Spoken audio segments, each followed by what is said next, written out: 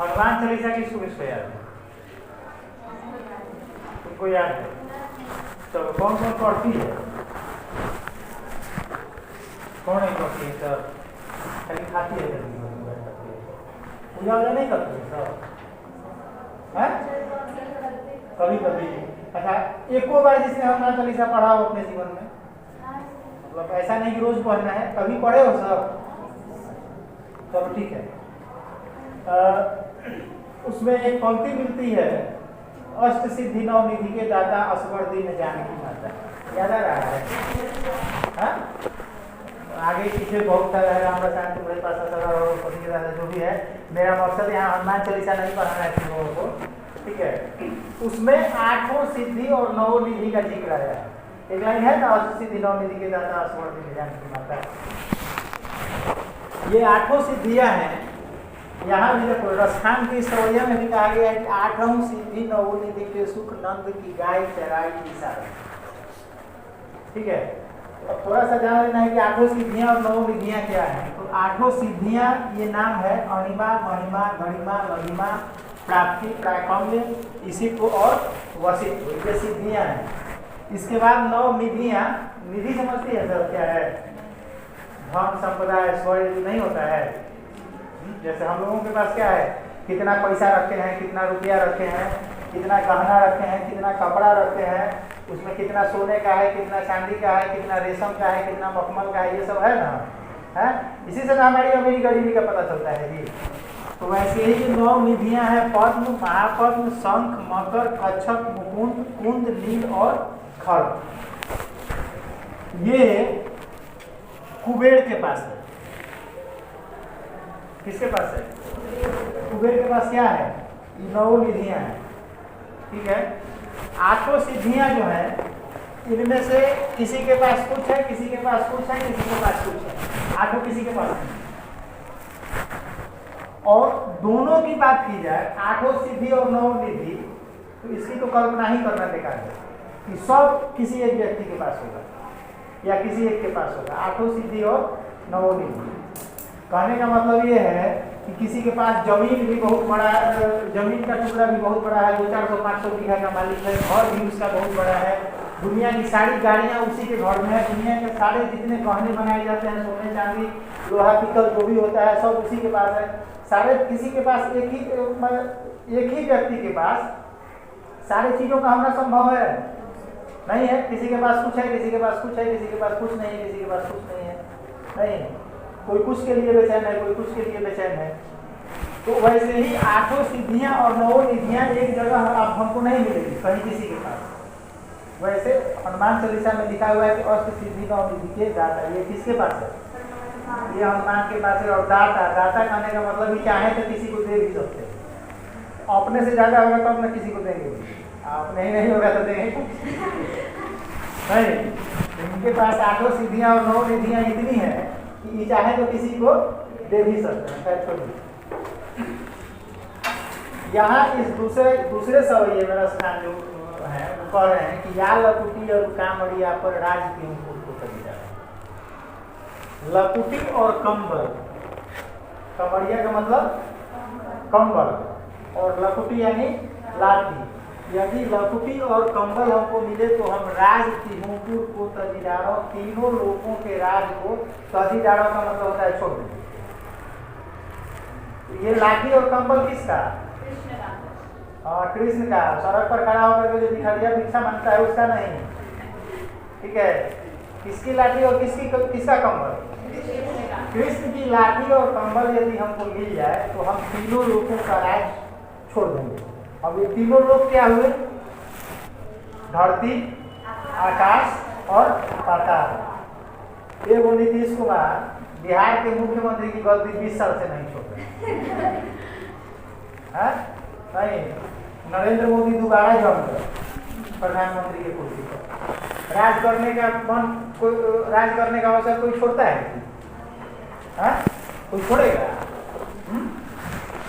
ये इतने महान है, अभी महान है कि पागल है कि बेवकूफ है कि क्या है, अब अंदाजा लगाओ सर। ये कह रहे हैं कि राज तिहुपुर को तजीदारों, तीनों लोगों का राज छोड़ देंगे। मैंने धरती आकाश और पाताल का राजा बना दिया जाए और दूसरी तरफ कृष्ण का लाठी और कंबल रख दिया जाए, देख लेंगे क्या? लाठी और कंबल लेंगे, कहेंगे कि राजपाट सिंहासन जिसको लेना है।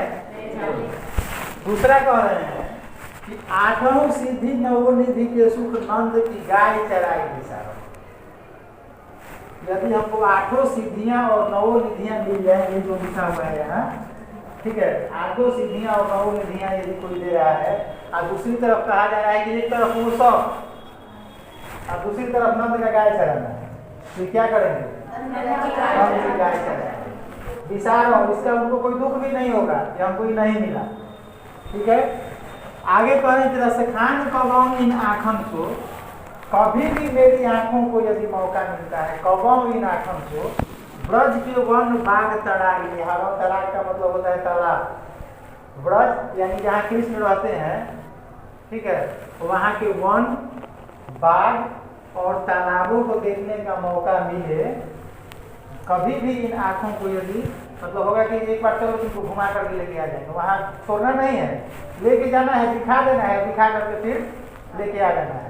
तब कह रहे हैं कि कोटिक एकल धौत के धाम कड़ील के कुंजन ऊपर वाला। कलधौत के धाम का मतलब हुआ सोने के महल, और कोटिक का मतलब हो गया करोड़ों। ये वो तो घर में नहीं मिलता है किसी को, जिसमें मार्बल चार्ज लगा हुआ, सोना का, ठीक है, और भी कई वो सैकड़ों हजारों करोड़ों घर में रहने का जो सुख होता है उसका त्याग हम कर देंगे। कौन चीज के बदले में?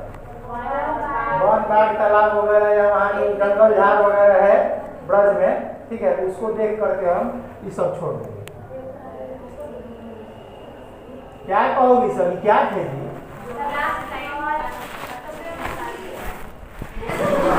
कड़ील के कुंजन ऊपर वाला मतलब वही जो है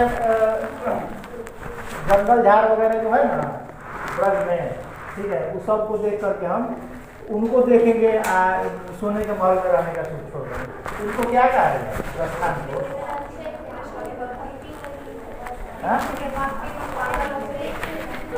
अच्छा, तो गजब लीन थे लेकिन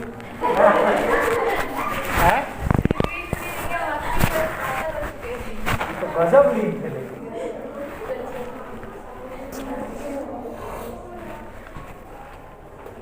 देखिए,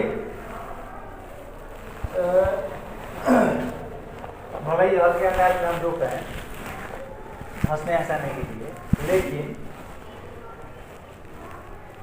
भक्ति का वास्तविक स्वरूप जो है वो यही है।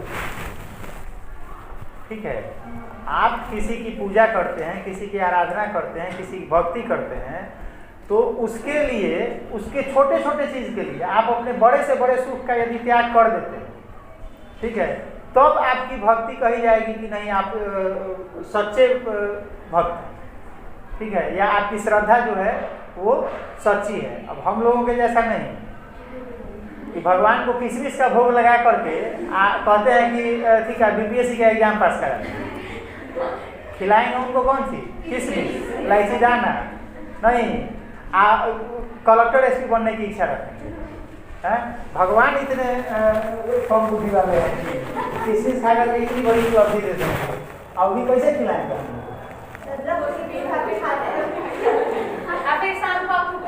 ये वो इलायची दाना भगवान खा जाते तो अगले दिन हम लोग भोग लगाना छोड़ देंगे।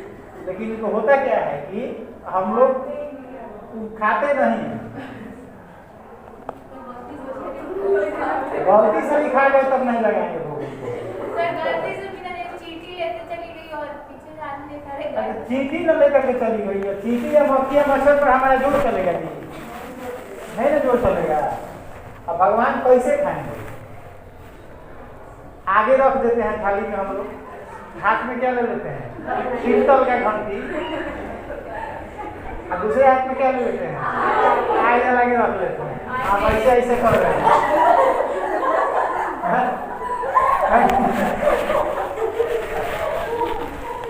खाइबो ना दादा क्या हीरो की तो बात करो नहीं, बेचारे जहाँ है वहाँ हम मुश्किल है, नहीं खा कैसे खाएंगे? इसीलिए भगवान नहीं खाते हैं, नहीं खाते हैं, रोज रोज हम लोग उनको खिलाने का प्रयास करते हैं। हमारी जो श्रद्धा है, हम जो पूजा पाठ करते हैं तो श्रद्धा के साथ स्वार्थ है हमारा। नकली है कि नहीं है नहीं कहेंगे, नकली नहीं है, आस्था गलत नहीं होती है, आस्था नकली नहीं होती है, ठीक है। आखिर हम रोज करते तो है वो काम नहीं, लेकिन हमारी श्रद्धा के पीछे कहीं ना कहीं स्वार्थ छिपा हुआ है, ठीक है। हम भगवान की पूजा इसलिए करते हैं, नहीं करते हैं कि हे भगवान सब कुछ ठीक रखिए, तो भगवान माने खिलाते हैं किसमिस इलायची दाना या सेव, जो भी खिलाते हैं वो ड्यूटी दे देते हैं, हर काम आपको करना है, नहीं तो वो ड्यूटी में बांध देते हैं। यहाँ रसखान की श्रद्धा जो है वह अपने आराध्य के लिए कोई ड्यूटी नहीं है उनकी, अपने आराध्य को किसी ड्यूटी पर नहीं लगाते हैं, कोई काम नहीं देते हैं कि ये करना है, अपना कर रहे हैं, हमको मिल जाएगा ना तो हम अपना हल छोड़ देंगे। लाठी कंपन मिलेगा तो क्या छोड़ देंगे? तीनों लोगों का राज्य करना छोड़ देंगे, ठीक है। गाय चराने के लिए कृष्ण जिन गायों को चराते हैं उनको चराने का मौका मिले तो हम आपको मतलब ये अपना छोड़ रहे हैं, ठीक है। और कभी भी यदि हमको ब्रज के वन बाग तालाब या वहाँ के जो जंगल झाड़ हैं उनको देखने का मौका मिलेगा तो तब क्या करेंगे? सोने के महल में रहने का जो कुछ मिलता है उसको